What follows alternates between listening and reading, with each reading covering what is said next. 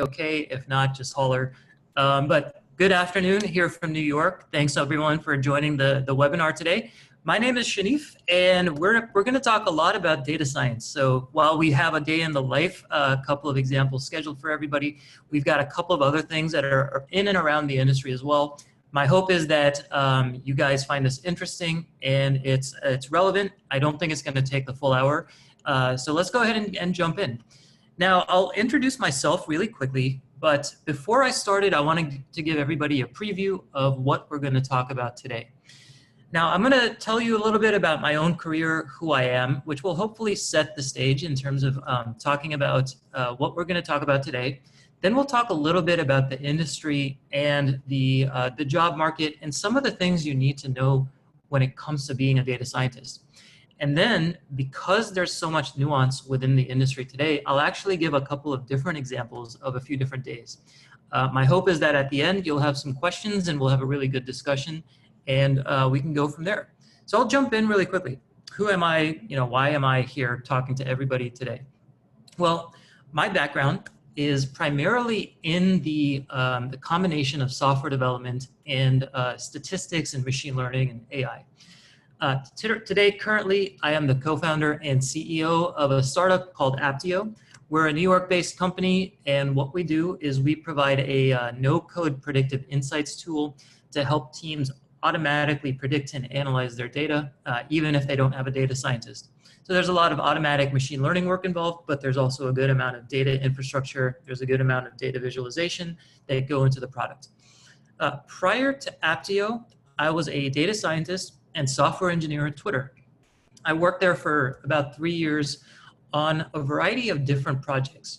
Everything from building out their advertising bidder all the way up to modeling and analyzing user behavior so that we could understand what drove people to jump onto the app and what drove them to engage more often. Prior to Twitter, I was the lead engineer and head of analytics at a startup here in New York, again, called Tap Commerce, which was a large ad tech platform.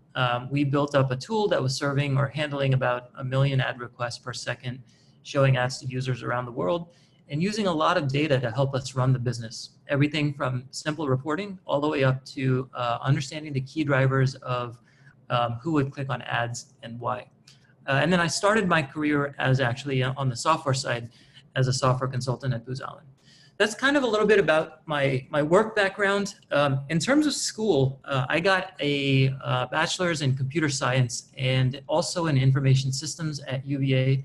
Information systems is kind of like statistics and analytics. Not really sure why they named it that. But today it would be called data science. And then I got an MBA from NYU. So enough boring stuff about me. Let's just jump into to the world of data science. Now, what I want to do today is actually introduce the industry and talk a little bit about what it looks like today so that we can contextualize the topics and the days in the life a little bit later. What I wanted to tell you first was what you've heard about the lack of data scientists tends to be true. I think we've all heard the phrase, the data scientist is the sexiest job of the 21st century. And a lot of that just comes from the shortage of skills that are out there.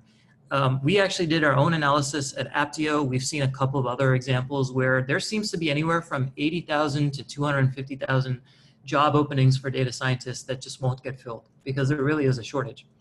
If you look at the world of data science today, it actually takes a lot longer to fill an open data science role than it does for many other types of roles. And then finally, you can see that a lot of companies have a challenge in the world of AI. They actually cite a lack of AI as one of their biggest analytics challenges. So this means that data scientists are highly sought after and they get paid fairly well compared to other industries and other roles. This is especially true if you are in a big city or if you're in Silicon Valley or San Francisco. You can get paid, well into the 6 figures. If you look at the equity and options component, you can get paid much higher. And so this is great for all of us, right? People need data scientists. People are willing to pay for data scientists. But there's a dirty secret. People don't know what data scientists are. So, when companies think about the world of data scientists, they actually think about that in a couple of different ways. You've got, on the one hand, folks that don't really know what's the difference between a graph and a machine learning model. And when they say they want a data scientist, what they really want is maybe a business analyst. And on the other end of the spectrum, you've got folks who are creating their own algorithms and really diving deep into the world of new applications for data science. So I wanted to quickly go over kind of the 4 different categories that I've come across in my career when I've heard the word data scientist. And I think this will help contextualize the world and the talk going forward. I'll start here on the left. One of the terms I hear that people use for data scientists is really just a replacement for the business analyst. And this is still a really important job. The business analyst is usually responsible for taking data, organizing it, contextualizing it, and graphing it so that managers within a company can make decisions based off of it.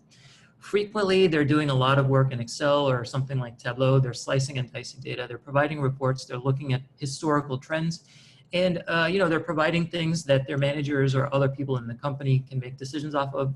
If you're the head of business analytics or the VP of analytics, you're frequently providing a report to the CEO. So it's really interesting work, but it's a lot of it is historical looking. A lot of it is traditional analytics. Then you've got what I call the traditional data science role. There's an interesting overlap here between this person and the business analyst, where these people are, again, aggregating and transforming data. You'll actually see that come up quite a bit, and I think you've probably all heard the idiom that, data scientists spend 80% of their time munging data. That's really true. Data scientists do spend a lot of time transforming, wrangling, cleaning data. Where the traditional data scientist is a little bit different than the business analyst is that they're frequently using more advanced analytical techniques to dive a little bit deeper and come up with more nuanced recommendations and solutions for their business. Frequently, they're using statistics, different sort of methodologies to understand data in different ways. This might involve something like creating predictive models. It could also involve designing and running A/B tests, interpreting p-values, understanding if the results you have are actually meaningful, not only from a statistical standpoint, but do they make a difference for the business as a whole? Should you go in and actually implement a new system if you're getting something like a less than a 1% improvement? Data scientists can help think about these sorts of things in kind of a more quantitative way. After you have these two folks, there's an interesting new role that has recently appeared, at least what I think recently in the past couple of years, which is the machine learning engineer. Now, what we're frequently seeing is that large companies are productionizing a lot of their data science work. They're making personalized models. They're using data science to provide you recommendations for what you should watch, what you should buy. And so when you're a machine learning engineer, your job is really to make sure that those systems that operate those predictive capabilities are up and running properly. Sometimes you might have a little bit of a knowledge of statistics or different sorts of learning algorithms, but frequently what you're doing is using best practices when it comes to code and infrastructure, DevOps, to make sure that your predictive systems don't fail, that they can go and scale with you as the rest of the company grows. You're frequently doing things like setting up new servers, like deploying code, optimizing code, even sometimes parallelizing a model. So as a machine learning engineer, which I do think is a really fascinating field as well, you are much more focused on the operational side of things. And then finally, if you're an AI researcher, which I think very few people are, your job is to really push the boundaries. A lot of these folks work in academia, or they work in think tanks, or they work in research centers, or they're working at places that are highly specific to furthering the cause of AI. What they tend to do is develop new methodologies, new techniques, new algorithms for parsing data, or they apply best practice techniques onto new data sets and work to make more efficient solutions to new problems. Now, I'll leave that as it is, because it's good to contextualize if you're applying for a job or if you're trying to understand, what does a data scientist actually do? This is how I tend to break it down. But we'll move on from here, and if you all have any questions at the end, I'd be happy to jump in. Now, the reason I wanted to point that out is because when it comes to the world of data science, it's actually a relatively new field. You know, it hasn't been around as long as many of the other fields have. And a lot of folks out there are wondering, you know, what does it mean to have a career in data science? We only had data science as a career path maybe 10 or 15 years ago. You know, statistics has been around a lot longer, but this has become a big thing recently. So I wanted to talk a little bit about, from a soup to nuts perspective, what does it look like to go through a data science career? And I'll start off by talking about how do you get in the field? How do you break in? This is interesting, right? Because this is such a new field that there aren't that many university programs that are out there. You might start to see data science programs come around. A lot of times those are master's level programs though. And so what I've frequently seen in my career is that people tend to transition in from related fields. Maybe they were doing something with economics, or maybe they were doing something with quantitative finance, or maybe they were software developers. And they decided, look, there's a lot of interesting stuff going on in the world of data. I want to understand the theory and the operational side of things. So this happens a lot. People transition in from a related field quite a bit. We're also starting to see a lot of boot camps pop up these days. And this is a really good way for you to gain some of the hard skills that you'll need to understand data. And then, like I said, you do have people that are coming in through new university programs. Like I said, specifically, this is much more frequent with master's level degrees, but some universities are starting to offer this as an undergraduate program. My main point here is that if you are interested in the world of data, don't let not having a traditional background stop you, because there's no real such thing as a traditional background. There's a lot of ways to get in, but obviously it will take work. And we do have a blog on this, and we'll be able to hopefully send out the link afterwards. Now, let's say you've been working in the field for a while, maybe a couple of years. What does it look like to be a data scientist within a company? Frequently, what you're doing is working with lots of different types of data sets. Sometimes those can be small, sometimes they can be on the order of several billions or trillions of records. But you've generally developed a set of techniques for parsing data and understanding what's the best way to approach a new problem. There are a lot of different types of problems in the world of data science. There's everything from forecasting what happens in the future to understanding what's the distribution of a particular data set and what's most likely going to be the average of that distribution going forward. There's a lot of different things you can do, and there's a lot of different techniques that you need to apply based on what the problem that you're solving is. Now, after that, there tends to be a little bit of a split. As you become more mature in your career, you become a senior data scientist. Now, this could mean that maybe you're leading people or you're leading a project. Frequently, what you're doing here is providing oversight and guidance, and also diving deeper into the nitty-gritty of a data analytics project. Usually a larger scale project, perhaps something that might be operational and productionized for your company. But generally what you're doing is a little bit more management, but also a lot more of the nuanced level data science. Now, let's say you choose to go the management route, which actually not a lot of people do because they really love working with data. As you go into the management level, you're generally setting a direction for your team or for your company. You're generally making sure that the way that you want data science to be done as a company is how it's actually done. So this means setting up a lot of processes. It means supporting the directors that are under you to make sure that the infrastructure is set up. It means that you have a common area where people can go and look up questions about the best way to run an analysis. It's a lot more in terms of data science strategy, and then you leave a lot more of the day-to-day to the folks that work under you. And then, at the top, maybe you're several, maybe a decade or two in, you might find yourself as the chief data officer, chief information officer. Sometimes there's a chief analytics officer. These are folks whose job it is to make sure that the data science that's being done at a company actually furthers the company's goals. So it's actually much, much less about the day-to-day, and it's much more about making sure that what you're doing is actually helping the company make more money or acquiring more users. Very quick overview here. I know I ran through this kind of quickly. Again, happy to answer any questions at the end. But if we talk a little bit more about the day-to-day data science job, the person who's just breaking in, the folks that have been doing this for a couple of years, the senior data scientists. That's kind of what I wanted to jump into next. So we'll talk a little bit about the skills and the tools that you need within the world of data science. I actually wanted to start with something that might not be super intuitive. And in my mind, and actually a lot of folks I've talked to, the most important skill you can have as a data scientist is really good communication. The soft skills help you understand what it means to be a successful data scientist in your job. In school, we're all taught about statistics and linear programming and linear algebra and like modeling and predictive analytics, but none of that matters when all of that is within the context of you trying to help your company make progress. So you as a data scientist are there to help your team do better work, or help your manager understand a particular request, or answer a question. And so in order to be able to do that well, you as the data scientist need to be able to get all of the information you need from the people around you such that you can do a good job.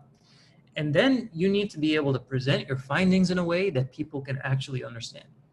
You'd be, impressed and surprised maybe at the number of times I've seen a regression chart or a regression line on a presentation to business managers. Sometimes you just need to say, look, this is the key takeaway. We should do this or we shouldn't do this. I can answer the questions later, but this is what the data is telling us. Being able to do that, being able to take something that's really complicated and present it in a way that other people understand is really critical for your role, and it's super important. So I know I spent a lot of time on that, but it really is one of the key ways to achieve success, not only in the world of data science, but I'd argue in almost any role. So I've beaten that into your head enough. What else might you want to use, or what else might you need to know as a data scientist? At a high level, you're just going to need to be analytically minded. You're going to need to know that, look, the average across an entire data set doesn't mean that it's the same average across subgroups. You're going to need to know that you have to dive in, or that you have to be able to account for certain things that are wrong, or be able to correct biases. These are all sorts of things that that really help when it comes to understanding data. And then again, you're going to need to understand the business that you work in. So everything that you've done is within the context of a particular business. When it comes to the quantitative skills, there's, like I mentioned earlier, there's a whole lot of different things that you might need to know. There's a lot of different problems that are out there, and each problem, there's no single tool that can solve every problem. And so what I'll say is that these are the high-level umbrella categories for what you might need to know as a data scientist. Probably one of the more important ones is statistics. Now, some people would argue machine learning and regression are a subfield of stats. I'll just leave it here because statistics is important. Machine learning and regression have become increasingly important over the past 5 or 6 years. And I would also argue you'd probably want to know the theory behind an algorithm. Now, you're not going to need this every day. In fact, you probably won't need this every month. But there are times where I have been able to come up with a different solution or use a different learning algorithm because I understood how they worked in the background. And that allowed me to say, look, this one's just going to be really inefficient. It's going to take us a lot of time. Or this algorithm doesn't provide feature importance metrics, and that's really what we need. So understanding what's going on helps you to take the best action and decision within your day-to-day job.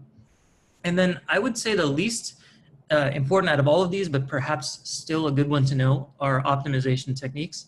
These are really important to be able to understand what's a good enough level of detail to proceed with, because not every time, you're not going to be able to get a perfect answer every time. So again, important to know, but perhaps not super important.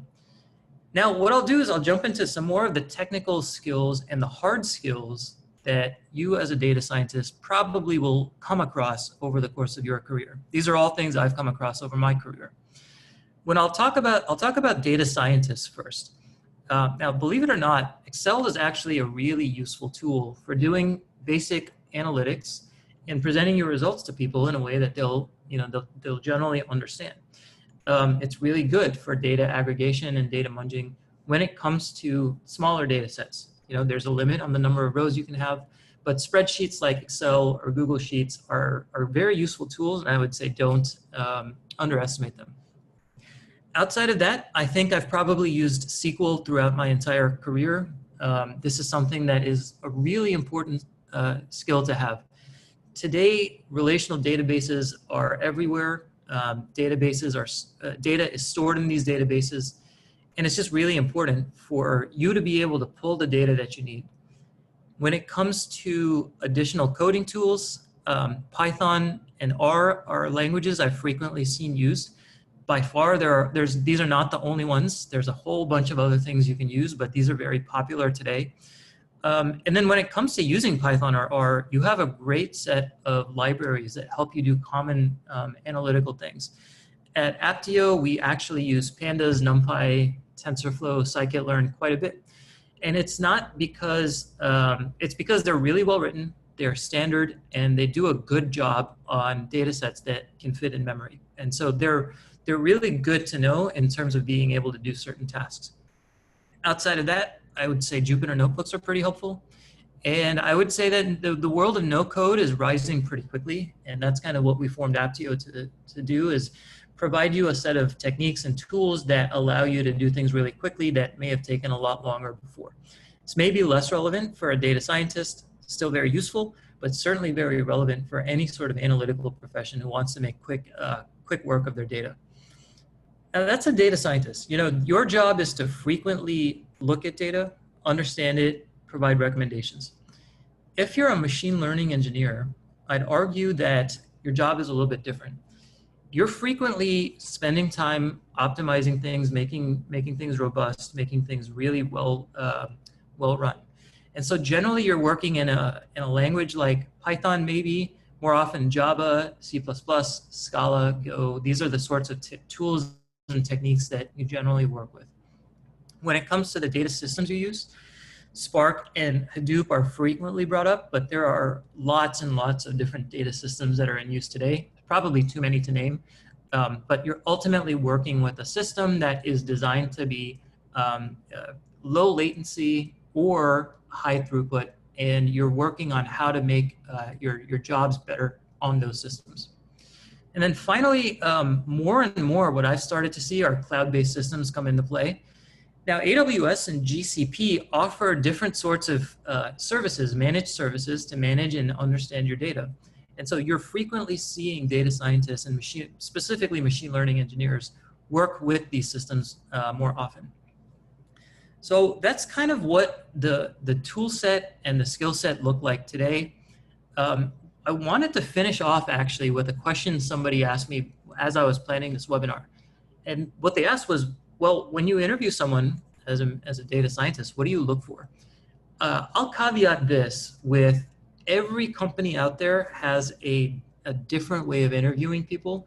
And I have my own way. I actually have a way that first works to understand communication styles and understand how broadly someone's skill set goes, and then dive deeper into later interviews. Not every company does this. Every company, other companies might want you to start diving into the algorithms that make up a machine learning set of techniques, or they might want you to talk a lot about statistics. In this case, what I'm going to do is I'm going to give you my general overview for interviewing a data scientist. This is what I did at Twitter, and give you a feel for what you might have to answer as somebody who's coming into this field. First and foremost, I would always ask a couple of overview questions. And the goal here was to understand how someone communicates, how thoughtful they are, what it is that they're trying to do with their careers. These could be anything. Usually I would ask about a project on the resume and ask me to talk through it. Why were they working on it? What did they do? What did they accomplish? What were some of the analytical techniques they used? But I might ask a little bit about, simple things like what metrics should we use to track this particular project? Or how do you think about measuring and managing a particular business? Once we got through the overview questions, I would jump into more technical questions. I would split them usually. I would always do something on statistics, usually do something on machine learning, and almost always do something on coding. Depending on the candidate, I might throw in additional questions like, tell me what you know about Hadoop, or talk to me about big data systems, talk to me about X, Y, and Z. When it came to statistics, again, I would try not to go too deep. I just wanted to make sure that I understood that someone else can tell me what it is that, a p-value is, or how they might set up an A/B test. We did a lot of these at Twitter. And so being able to understand and interpret the output of an A/B test was important. When it came to machine learning, I just wanted to make sure that they had the opportunity and they had the research to know how and when to use a machine learning algorithm, what it was good for. If they were going to be doing a lot of machine learning, I would dive more into the operational work. But for most people, I would ask a lot of simple questions about theory, talking about overfitting and why we would do train test validation splits, talking about regularization, diving into the specifics of certain models to understand if they were able to talk intelligently about different algorithms. And then finally, as I mentioned, there would almost always be some sort of coding question. Definitely SQL. I would give some sort of sample table or a data set, and then usually something in Python. Now, like I said, again, this was just me. Different people do this differently, but these are some of the sorts of questions you might expect to see in a data science interview. So let's move past all this. Let's assume you've actually worked as a data scientist now. Let's actually get to why you guys are here, which is to understand the day in the life of a data scientist. Well, it's obviously not that simple. There's going to be a couple of different things you want to think about. I'm going to go through 3 examples today. I've had a variety of different roles, everything from machine learning engineer to business analyst to data scientist. What I'll do is I'll give you 3 examples from my own career of what a day in the life looked like. And I'll start with Tap Commerce, which was the ad tech company that I was at back in 2012 to 2014. So at Tap Commerce, we set up a large advertising system, but we also had to set up the reporting system, the data system to make sure it kept running. So in the morning, let's assume that it's a standard day, everything is going fine. What I would do is I would come in and just check things to start with. I would make sure that our dashboards are running, that our reports are running, because we were dealing with billions and billions of records and sometimes things would go wrong. And so I would just make sure everything was working properly and fix it if it wasn't. This was frequently done using Hive, Hadoop, and the SQL variants that ran on Hive. Once I came through the morning and everything was working fine, maybe I'd actually start to work on a new job or a new ETL process that would allow us to run a different type of report, or that would allow me to gather the data I needed for the rest of the day. Now, what that might look like is maybe I'm answering questions from the rest of the team. Frequently the head of sales or the head of marketing would ask me, hey, what's going on with this ad campaign? Or, hey, how many people or how many ads do we have in, let's say, Europe right now? So a lot of that was one-off SQL reporting. But then, once I got free, what I would spend a lot of time doing was working to understand how we could optimize the cost and the revenue from our ads.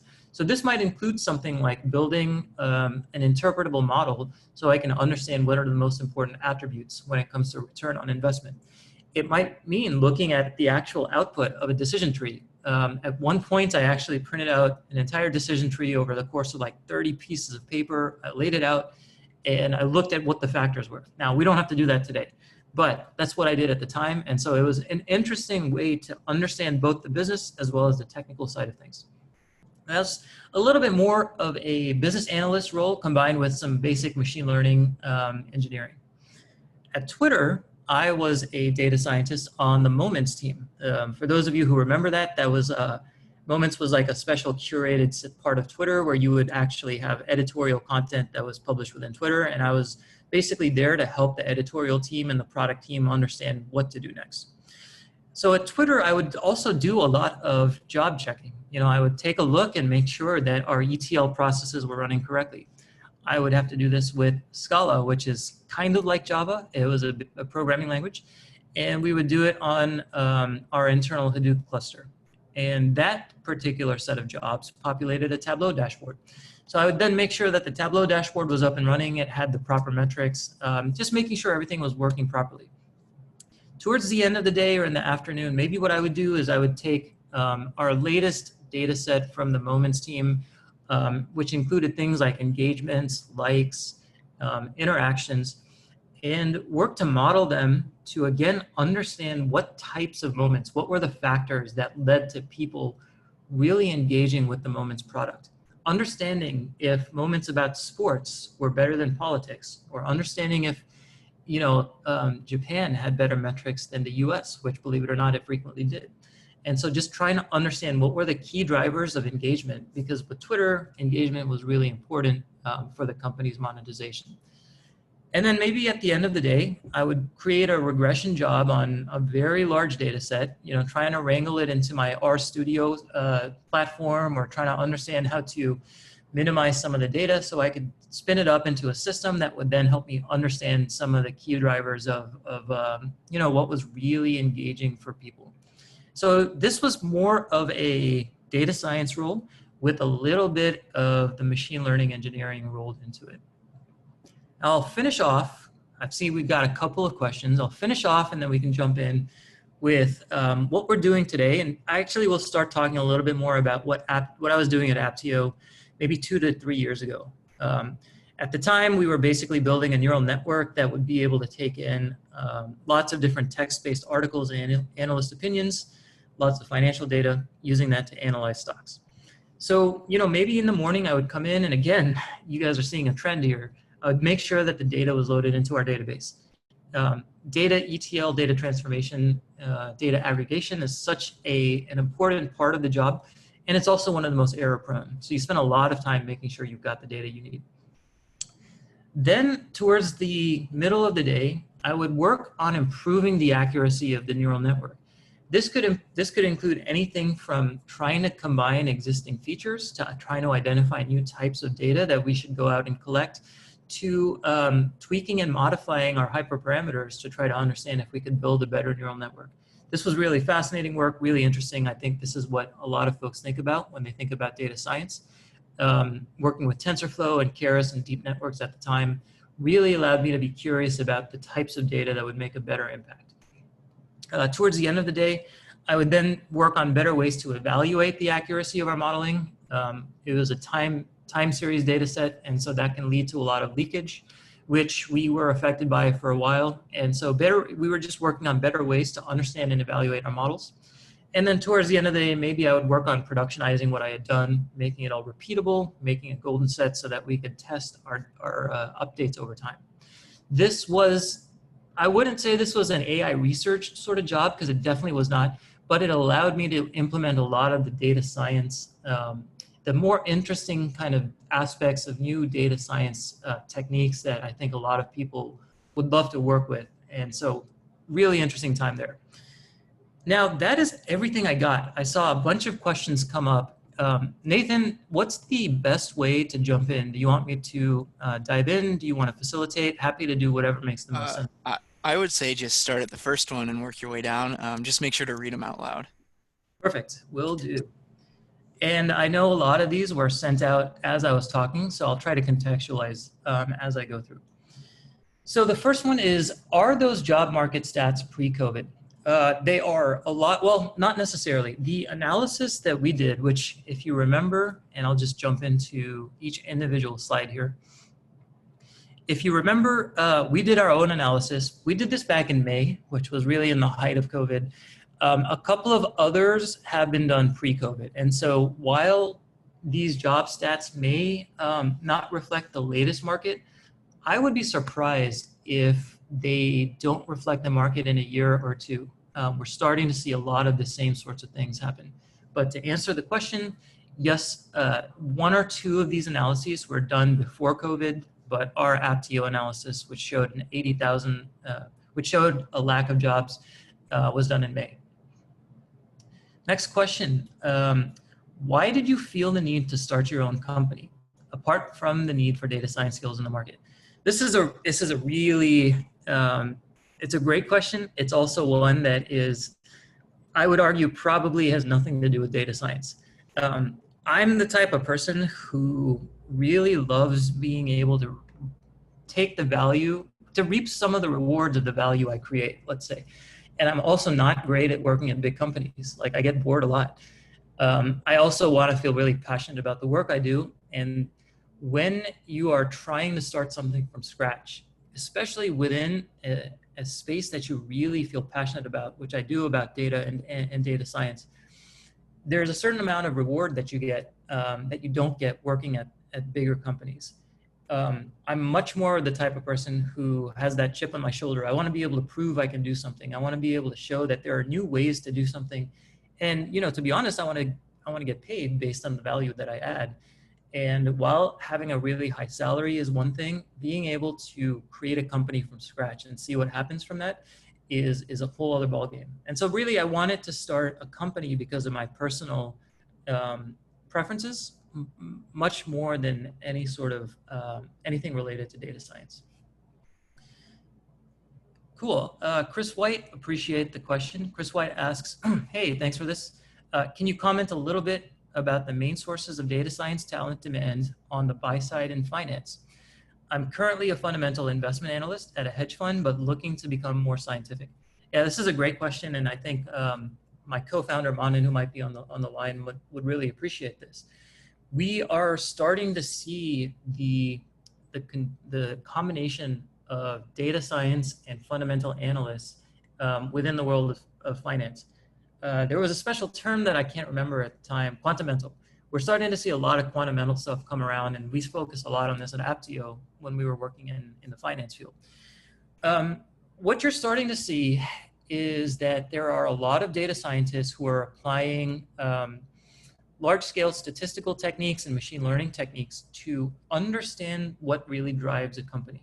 So you as a fundamental analyst might be diving deep into who's buying from a company, what drives a company's business, but you're seeing the world of alternative data really explode today. And as a quantitative analyst, you're going to come across different sorts of things that basically require statistical techniques to understand if they make a difference within the company's, within a particular company's growth. Does a particular data set impact company earnings? Does it really make a difference in terms of the underlying stock price? So I think when you talk about the main sources of data science talent, you're seeing a lot of researchers come from PhDs, PhD programs. Finance professionals are willing to pay really high top dollar for the best data science researchers. But you're also starting to see machine learning engineers come in and build these heavy duty systems. You're starting to see lower level junior data scientists come in and help the upper level PhD researchers with standard analytical tasks. So I would say university is a big part of this. I didn't see a lot of finance people come from the world of technology. I think that's just because data scientists like to work in the world of technology, but it does happen every now and then. So to answer that question, I think the university programs are a big thing here. So I am looking at the questions now. I want to make sure I'm going in order. Looks like the next one is Himanshu. Do we still mention Excel on resumes? You know what, my thoughts about resumes are that you tailor them to the job you're applying for. So what that means is, I think one of the biggest mistakes people make with resumes is they just make one and then they mass send it out. And what you're frequently starting to see today is that job boards and job systems are searching for keywords before they even get to a person. Now, this doesn't happen all the time, but you are starting to see automated systems parse resumes. And so let's assume you are a quantitative researcher in finance. Do you want to mention Excel? Well, probably not. Are you someone that's coming out of school, as an undergrad, and are you applying for a business analyst role? And do you want to mention Excel? If you have special skills in Excel, like you can do VB macros or you can do really, really intense pivot tables, you might want to mention that as well. Now, do you want to mention it in general? I would say it's almost, it's really hard to generalize these questions, but I would say it's almost an expected skill to have at this point. So if you have better and more interesting things to mention, it's safe to leave it off. Hopefully that helps. All right, let's see, next up. Anonymous attendee. I do not recall seeing job postings for data scientists that do not ask for in-depth experience with coding analytical tools you listed under machine learning engineers. Okay, no question here. Okay, that might be the case. I will say that in the past at Twitter and at Tap Commerce, where we had very large data sets, we definitely needed to know how to use those tools. And it's going to vary depending on your job. If you're applying for a job at Twitter, Google, Facebook. Those are the underlying systems that those companies use, so it does not hurt to know them. All right, next up. Aura asks, what about Microsoft OCI in relation to skills needed for other cloud infrastructures, similar or different? I am not familiar with Microsoft OCI. For cloud infrastructures, what I've generally worked with are AWS and Google's cloud platform. There are a lot of great tools on both platforms. I think Google is focused a little bit more on the foundational work when it comes to machine learning. So having scalable tools that make it really easy for a software developer to plug into an ML API. I think AWS does a good job as well, and they're focusing a little bit more on the underlying applications. As far as OCI, I believe that's optical character something. There's a lot of really interesting natural language processing tools and techniques that are out there today, and there's a lot of good image processing techniques. So happy to follow up here. I'm not sure exactly what the question was, but if you wanted to clarify, I can get down to it at the bottom. All right. Vijay asks, would no-code tools, limited code tools like Aptio and BigQuery essentially eliminate the need for data scientists in business, or would they always remain relevant hires to a business because of their ability to use these tools to simply become more efficient in their work? This is a fantastic question. The way I think about this is similar to what people thought would happen to software developers 10 years ago with the advent of tools like Squarespace or Webflow. What people think are going to happen to software developers today with these sorts of, auto coding tools.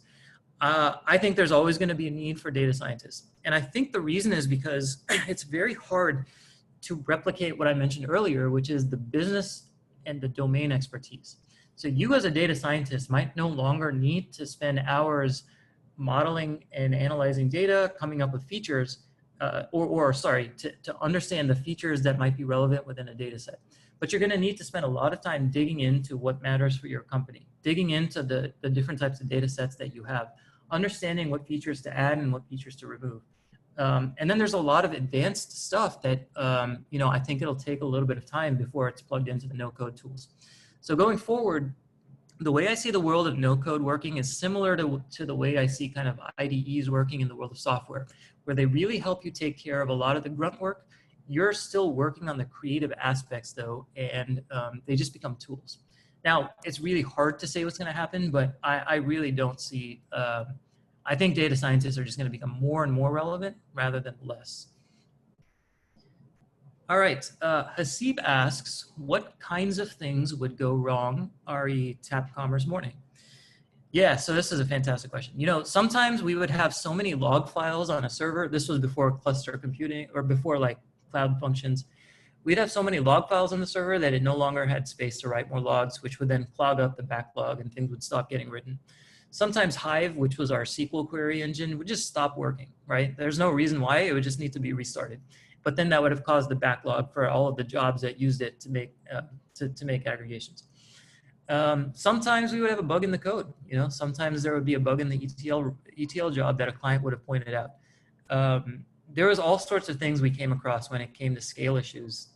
This was probably the first big data project I worked on. And so it could be a lot of things, but what you're hearing me say is a lot of it was operational. When it came to the SQL and the data science part of things, it was a little bit more straightforward. We didn't have to worry about the operational side as much there, but yeah, when it came to the big data side of things, it was an interesting set of challenges that we faced for the first year or two there. All right, Nita asks, how can we efficiently acquire the skills needed for a traditional data scientist role? Would you recommend completing certifications on data science courses, for example, on Coursera? Or is there a better way to go about gaining expertise in data science tools? The best data scientists I've ever worked with, the best software engineers I've ever worked with have taken a little bit of theory. Maybe they've taken a course or they got an undergraduate degree, but they taught themselves by basically doing a lot of work in this field. They practiced a lot. They set up lots of different projects. They had side projects. They analyzed lots of different types of data. They work with data in lots of different types of ways. And so if the question is, truly, how do I gain the skills that are needed? It ultimately comes down to you working with the data and trying different projects from it. If the question is, how do I get a job as a data scientist? That's a little different because we all know that interview process and the process of acquiring a job is a little bit different. It's not always about your skills. It's still important, but ultimately when it comes to acquiring a job, the best way is unfortunately through your network. Happy to dive deeper into this, but my strong answer here is the more you work with data, even if it's a side project, even if it's just something you post to your GitHub account, the better you're going to be and the more skills you're going to gain. So while it's helpful to do some sort of certification or course, especially if you've never worked with data before, that's a great way to get up and running. And the best way to get really good is to just get a data set and start working with it and predicting it, analyzing it, see if you can run different sorts of techniques on it. Hopefully that's helpful. So anonymous attendee says, is Power BI an important tool for data analysis? Looks like we have a couple of people who answered.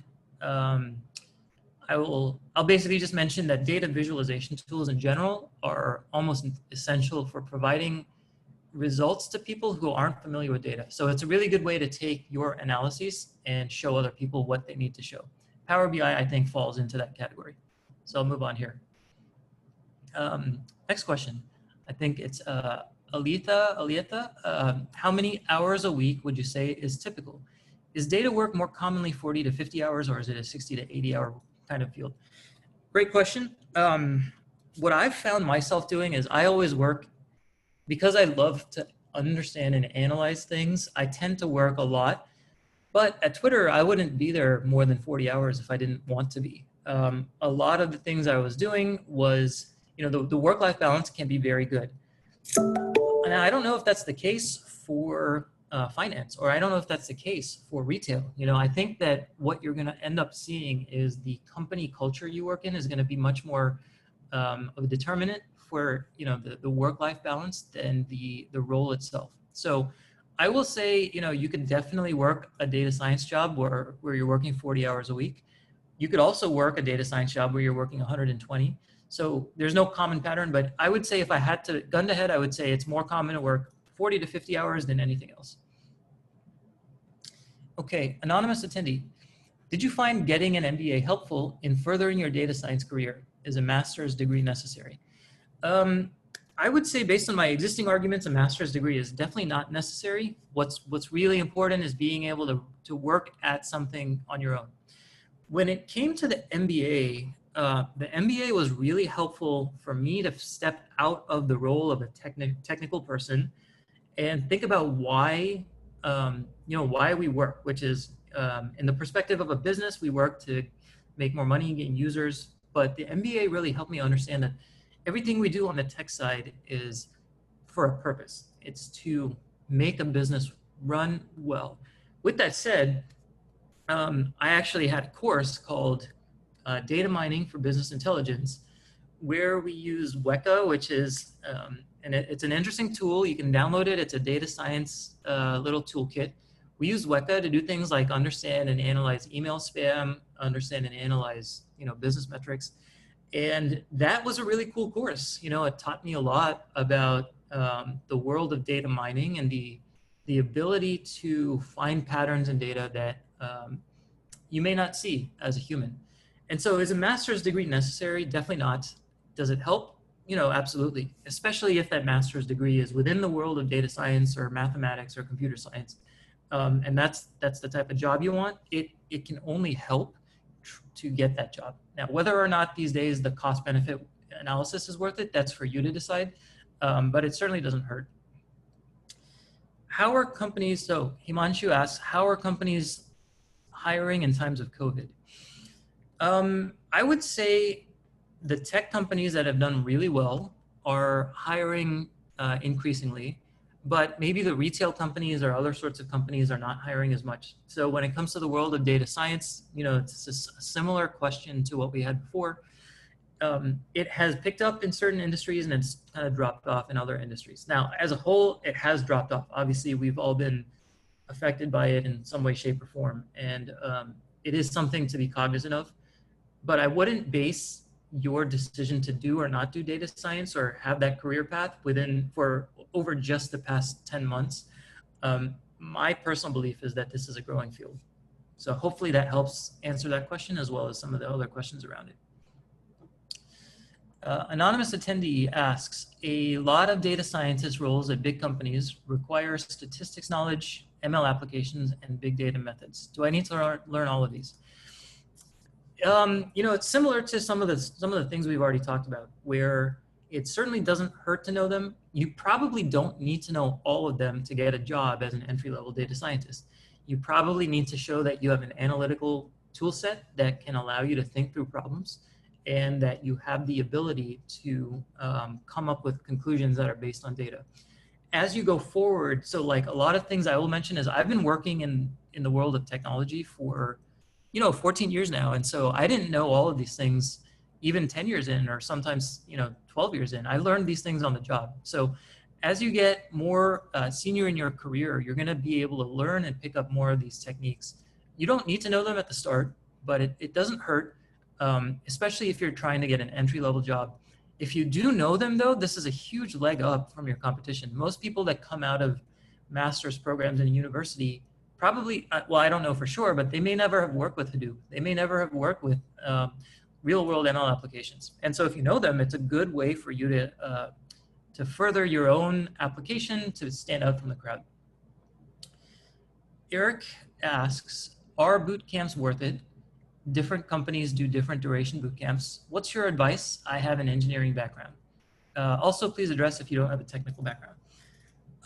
I will say if your engineering background is maybe computer engineering, computer science, any sort of engineering background where you've done programming, it'll be an easier transition for you to become a data scientist than somebody who has maybe mechanical or chemical engineering background. So if you have a technical background, I would say the decision rests on the cost-benefit analysis. Is it worth it to pay $10,000 for a bootcamp? Is it worth it to pay $20,000? I think that you're going to be able to get the skills by practicing yourself, but if you don't have the ability to structure your own studies or to be self-driven, then a bootcamp helps, and bootcamps help you get a job afterwards. If you don't have a technical background, I would generally recommend doing some sort of structured approach. A bootcamp is great. Coursera course is great. Anything that helps you think about how to approach the world of data science. Because you coming from a non-data science background are going to have a harder hurdle to get over when it comes to understanding where to even start. And so, again, with the concept of are things worth it or not, they're so hard to generalize. I am a strong believer that you can gain skills by practicing, but a lot of people won't be able to get jobs that way, and a lot of people won't be able to even get self-started that way. And so the best boot camps probably couldn't hurt, and they're probably a good way to get up and running. All right, anonymous attendee. So we have about Shanif, sorry, I was gonna interrupt. We are running out of time. Yep. So if you want to answer this last question, and then we'll probably have to end. Perfect. I'll answer this one. I really appreciate everyone's time and questions. I'll go through this one and then I'll let Nathan take over. In the beginning of your career, do you recommend working at a big company, or can that be detrimental to growth? Himanshu asks as well, do data scientists usually work in teams? How much % of time is coding? I'll actually answer Himanshu's first. Data scientists almost always work in teams. They're either a team of data scientists who are working on a common project, or you have the model where a data scientist is put into a product team and helping that product team work forward. Data scientists almost never work in isolation, which is why I said communication skills are so important. If you're a data scientist, you're probably spending 20 to 40% of your time coding. If you're a machine learning engineer, you're probably spending 80 to 100, well, maybe 50 to 60% of your time. I'll answer the first question now. In the beginning of your career, do you recommend working at a big company, or can that be detrimental to growth? Big companies are fantastic for providing structure, for giving you a feel for how you should approach a problem. I've learned a lot more when I've worked at smaller companies, and that's because it's mostly been trial by fire. You have to get a lot done and you have to do it very quickly. And so I actually think it's helpful for growth. I started working at Booz Allen, which is 10 or 15,000 employees. I got a lot of structure. I learned how to communicate. I learned how to create presentations. But when it came to data science, I probably have learned the most while I've been at Apptio, even though that has been my most recent job. So Nathan, I'll let you take it over from here, but thank you everyone for all of your time. Really appreciate it. Hopefully this was helpful for you. All right. Thanks, Shanif. That was great. Thank you so much for coming in and giving this talk for everyone. I think everyone really enjoyed it. It looks like based on, the chat and the questions. I'm sorry to anyone whose questions didn't get answered. Feel free to send us an email at help@datasciencedojo.com if you're with your question, and we will try to get that answered for you.